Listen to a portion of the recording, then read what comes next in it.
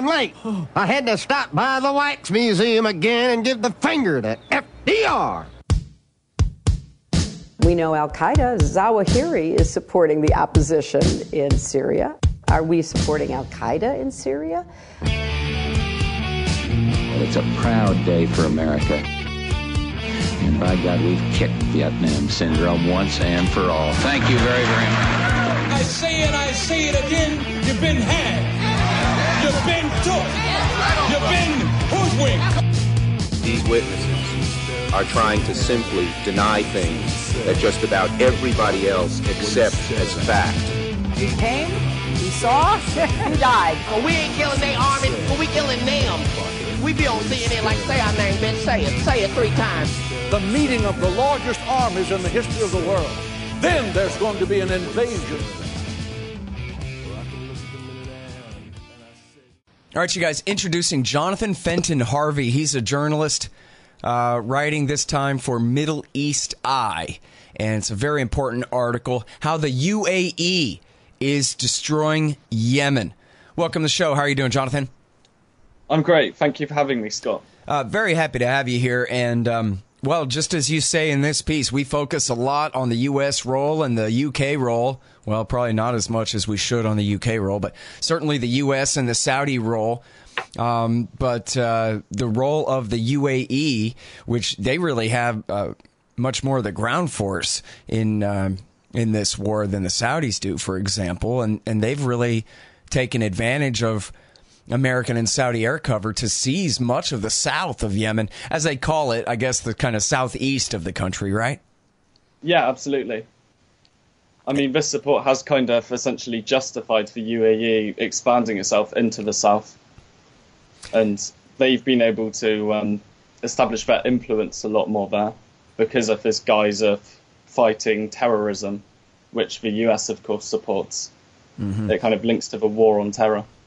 Well, I'm glad you brought that up because, in fact, they're fighting with al-Qaeda and for al-Qaeda forces on the ground there. There's a brand new report, which we've known this all along, that at least de facto they've been fighting for al-Qaeda by fighting al-Qaeda's worst enemies, the Houthis in the country. There's this new report in the Associated Press today.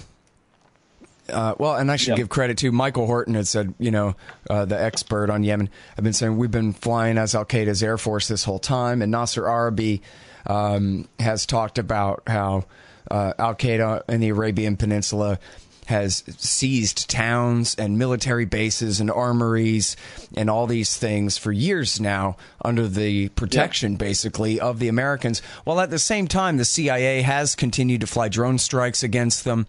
And Donald Trump famously sent special operations forces after them on at least a couple of terribly botched raids. So we're fighting for and against both sides in this war, I guess, as far as that goes.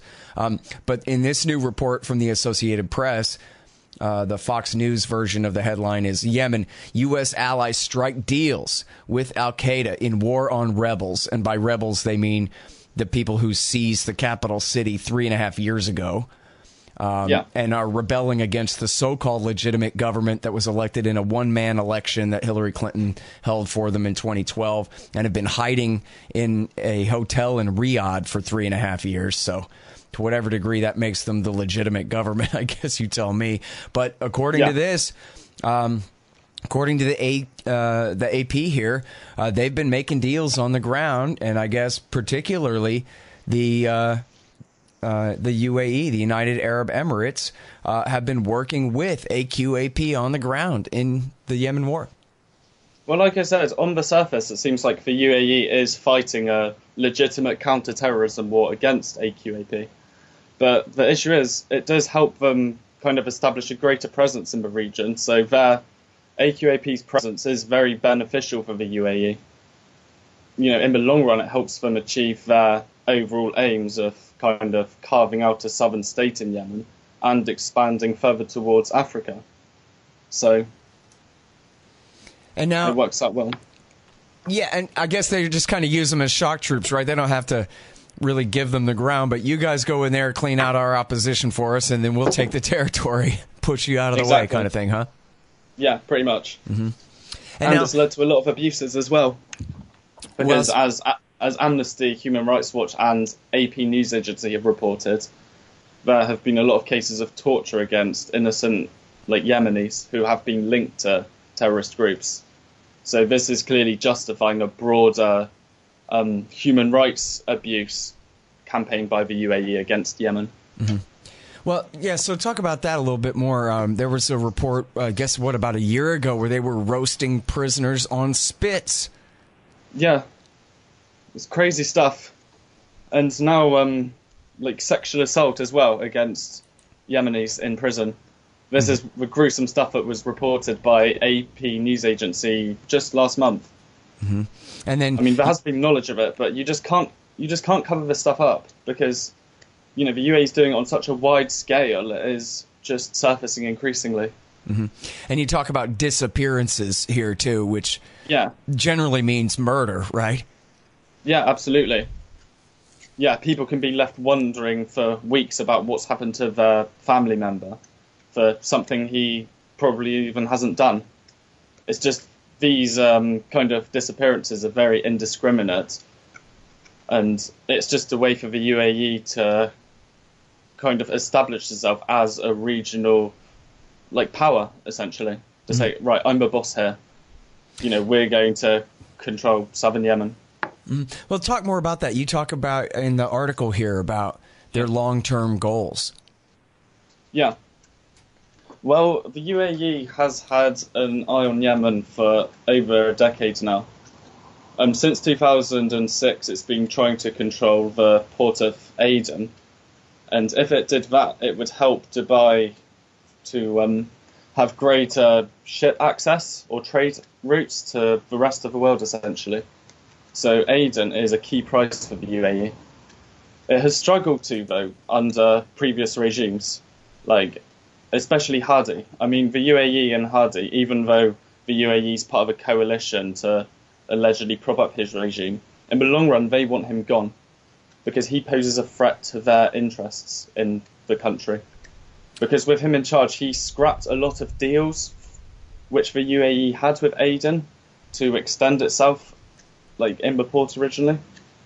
But so now it's difficult with him there. So that's why they've been supporting a new southern government called the Southern Transitional Council, which would be friendly to the UAE, and from there they would be able to have control of the south and the port and move further towards Africa, which is another long-term goal of theirs.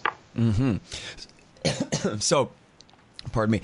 So this is in a sense, there's a proxy split between the Saudis and the United Arab Emirates on this too, where Hadi is the Saudi puppet. Yeah, absolutely. And this could cause problems in the long run as well. Because for now they're focused on fighting the Houthis and securing their own short-term ambitions. But once the Houthis are gone, or that threat is diminished, and Saudi Arabia and the UAE are faced with creating a new political solution for Yemen, then what could happen? There'd be sharp disagreements. And this makes Yemen, the situation there, a lot more dangerous as well. Because it could cause more instability and divisions, and there could be a mild clash between the two over the country. Well, so there's this reporter based out of Sana named Nasser Araby that I've been talking to for about 3.5 years now, really since, I guess, right before the war really broke out. And he talks about how there are, leaders from the South who have made peace with the Houthis and who are prepared, who wish to keep the country together, despite the fact that, and I don't know exactly who's who and how much power they really have. But, according to him, if the UAE wasn't on the ground there with their ground forces and their mercenaries, etc., that there really wouldn't be this split. The South Yemen doesn't really want to break off from the North, even if they don't like the Houthis necessarily. They would prefer that to secession. But I don't know. What do you think about that? Well, I mean, I think in the long run, many analysts do believe that southern secession is increasingly plausible. I mean, in Yemen, there are two central banks and two governments, effectively. You've got the north, which is mostly controlled by the Houthis, and the south. So, in my opinion, I think that moving towards the north and the south would be like a split between the two, would be ideal for many people on the ground. Well, this is what a lot of people want anyway. But the way the UAE is doing it, by establishing a military presence there and reportedly exploiting resources, as it has been proven to do in the island of Socotra, this could not be an ideal split or solution for the people of the south of Yemen. So if there is going to be a split, it should be done by the people's wishes and not the wishes of the UAE or any other outside parties. Yeah. Well, and so back to the human rights abuses and so forth. The reports about the people being tortured on spits from back a year ago, these are all just military prisoners of war? Well, like I said, it's kind of mixed. I mean, some would be oppositionists, like from other groups who are fighting against UAE-backed forces, such as the Hadrami Elite Brigades or the Southern Belt, as the unity of the factions is called. Well, the Unified Coalition, sorry. But others, they might be just innocent Yemenis who were picked up in the fighting and just targeted because it is a way for the UAE to kind of create an increasingly strong security apparatus. So for me, it's a way of the UAE kind of justifying an increased expansion in the region by creating a security apparatus which it can try to maintain. Mm-hmm. And then you talk about in here, too, how the Saudis are supporting the Muslim Brotherhood, which the Saudis hate the Muslim Brotherhood. But I guess in Yemen, they support this group, Islah, and while the UAE is outright supporting al-Qaeda. Yeah. I mean, this is kind of representative of the Yemeni conflict as a whole. Often two parties with differing long-term ambitions will come together just to achieve a short-term goal. For Saudi Arabia, al-Islah is a kind of helpful enemy to have on the ground, well, helpful ally to have on the ground, which can act as an enemy against the Houthi forces. So the Saudi Arabia in this case is glad that the Islah party is there.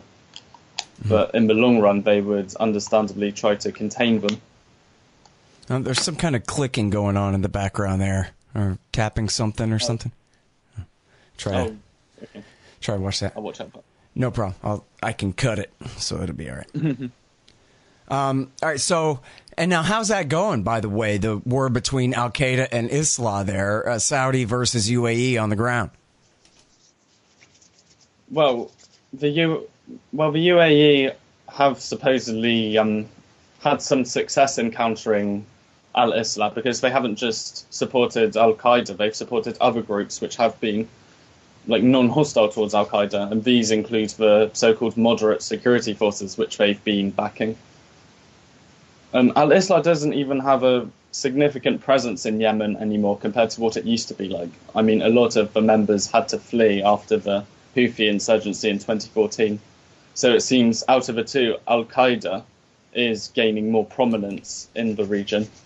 And this will, of course, allow the UAE to gain more power itself in the long run. Mm-hmm.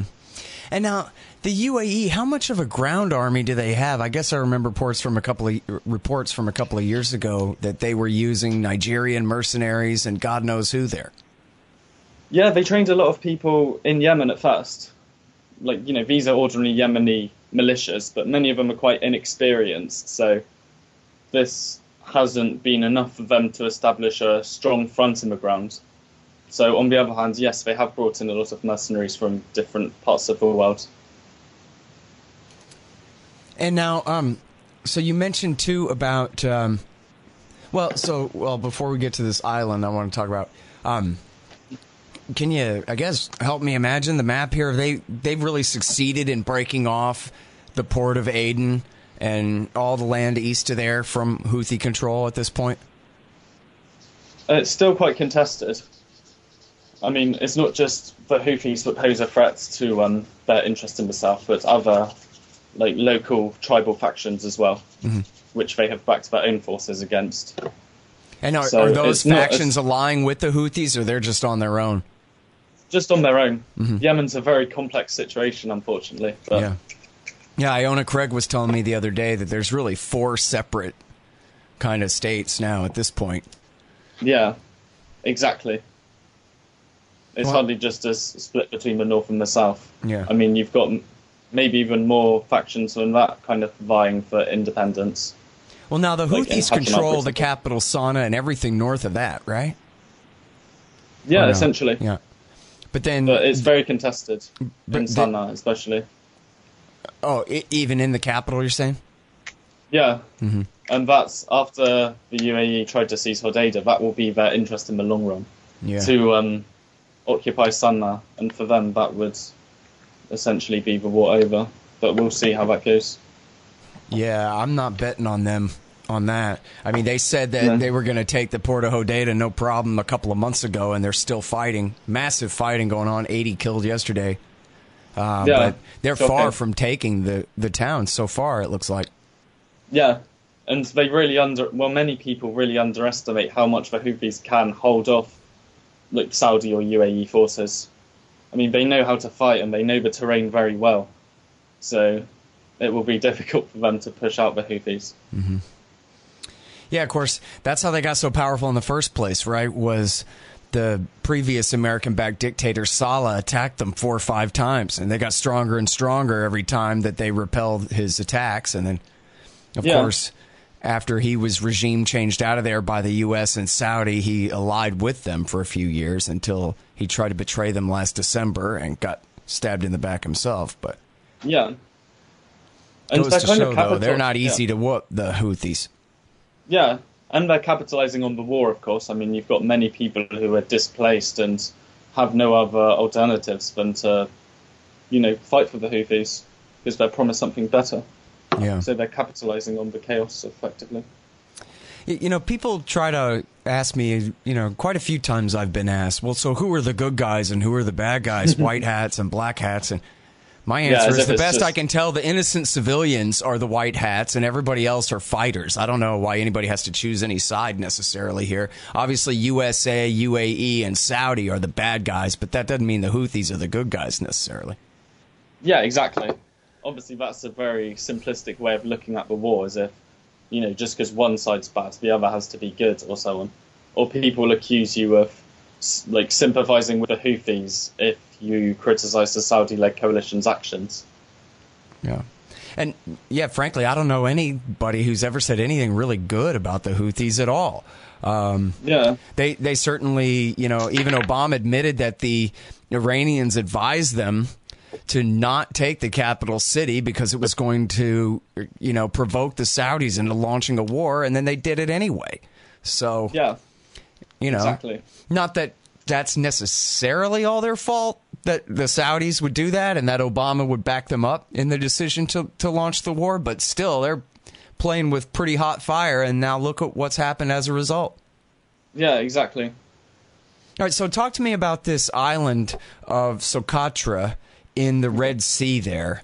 This is something that Nasser Araby was telling us about a few months ago, that the UAE had seized it, but you're saying that it's more complicated than that. Yeah, well, the UAE's had a presence in Socotra for several years now, even before the Yemeni war.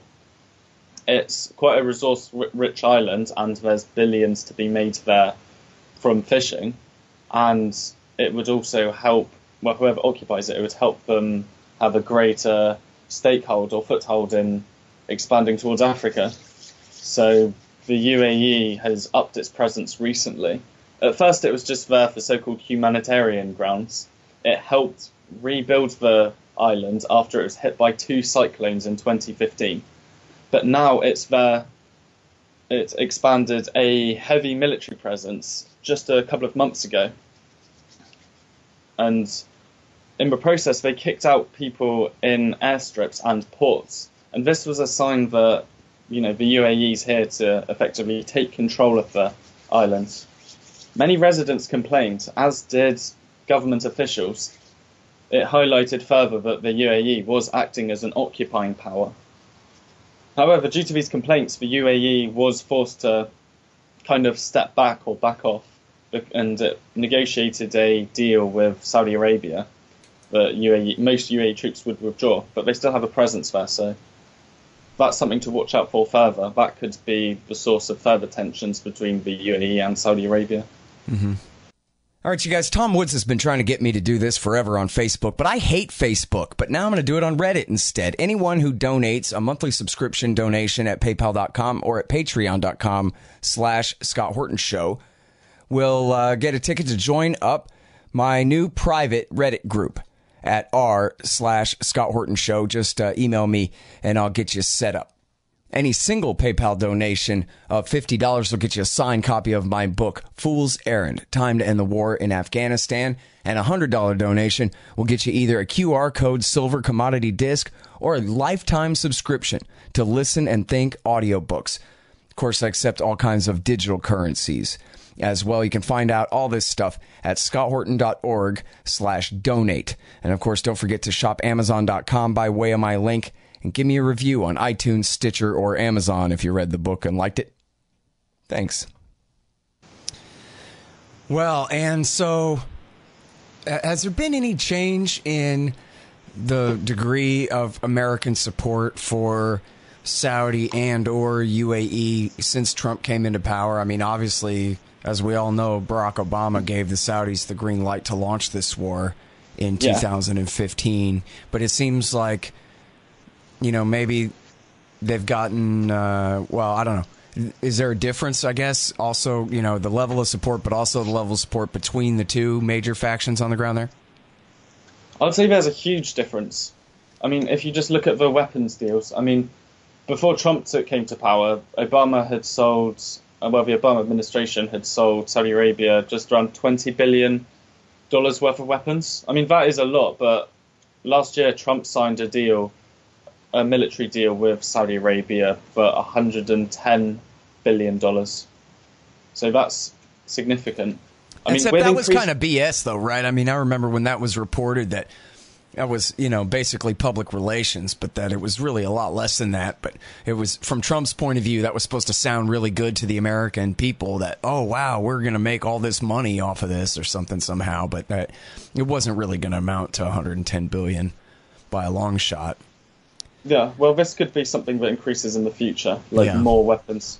Like, it's more of a long-term thing. And of course, you know, he's been over there, you know, putting his hand on the orb and all this kind of thing. So is that, what about America's relation? And well, and by the way, too, because I think I assumed something false in the premise of my question there, where the Saudis don't really have ground forces, right? The Saudis are just bombing and the UAE is on the ground. Is that right? Well, Saudi Arabia has supported Yemenis to kind of fight against the Houthis to an extent, but this is very limited. Mostly they do rely on, an air force.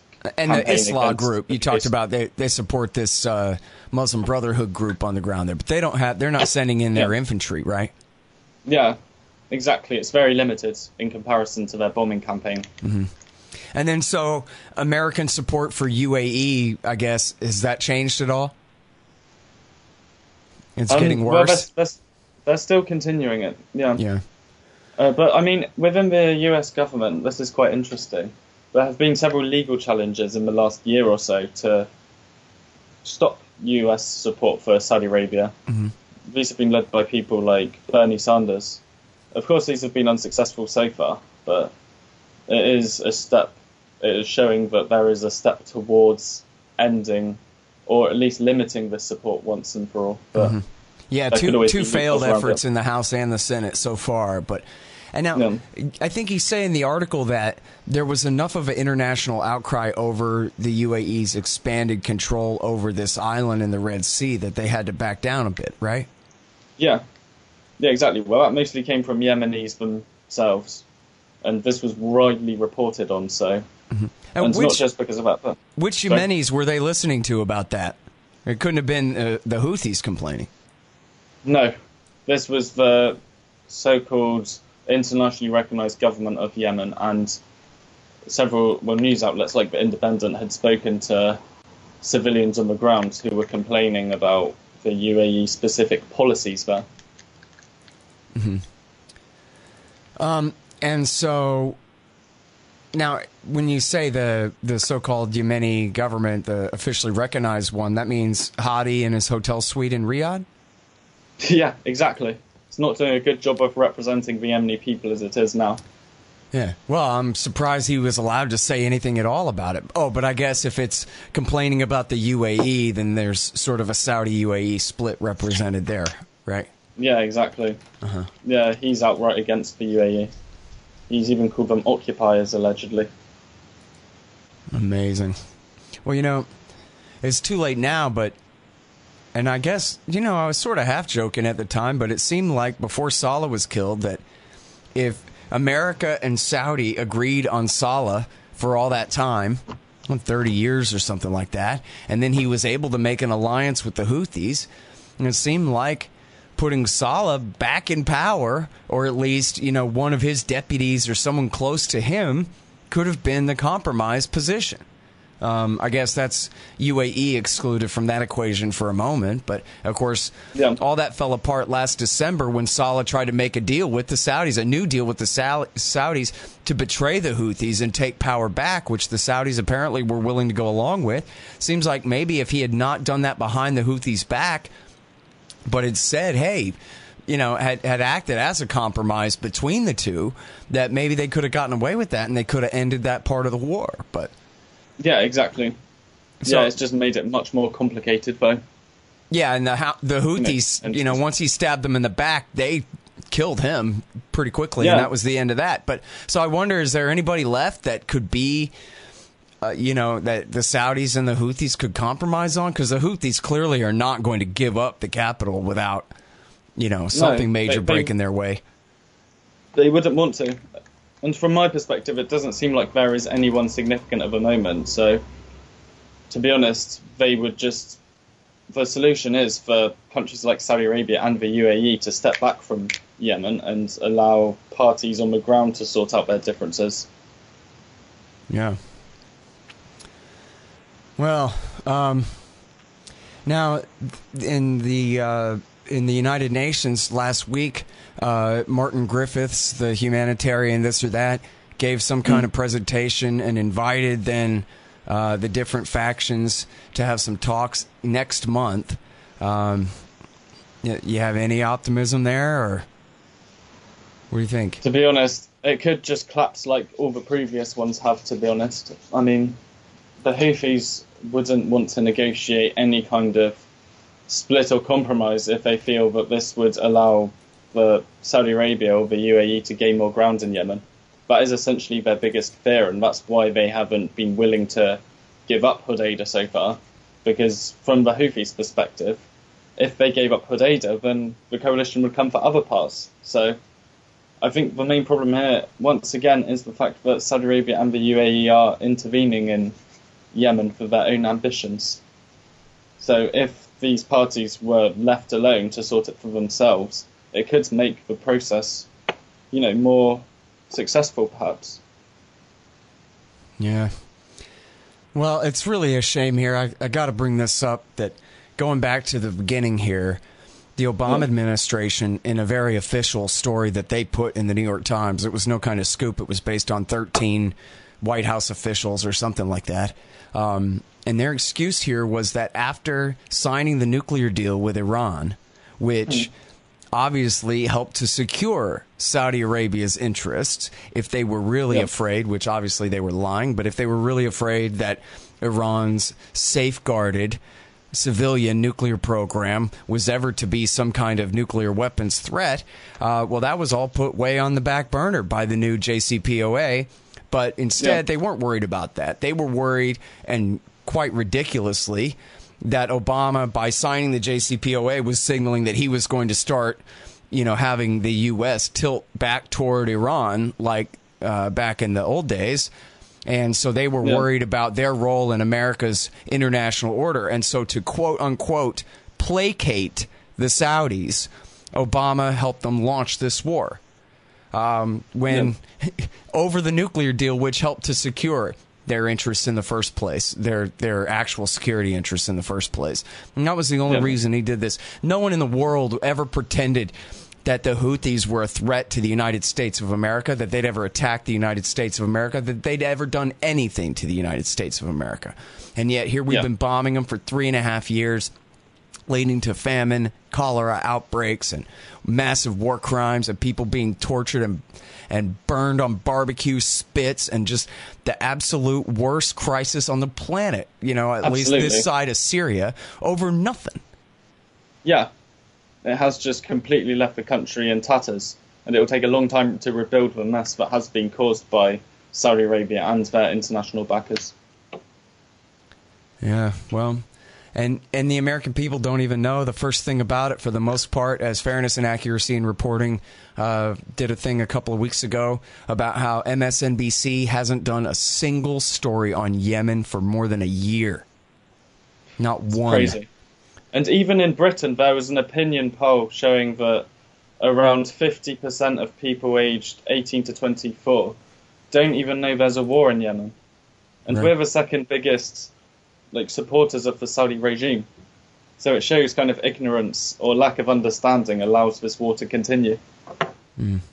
Well, I'm banned from Twitter this morning, but I see someone on my Reddit group here says that there's a new thing called Desanitize, Operation Desanitize, to call out the MSM on the Yemen war. So, yeah, that sounds promising. Yeah, I can't tell you anything more about that because my account is suspended. Well, let's see. I guess I could look in my other browser where I'm not logged in. Let's see what it says here. Operation Desanitize. This is news. Do your jobs and cover it already. Hashtag #Desanitize. So, I don't know.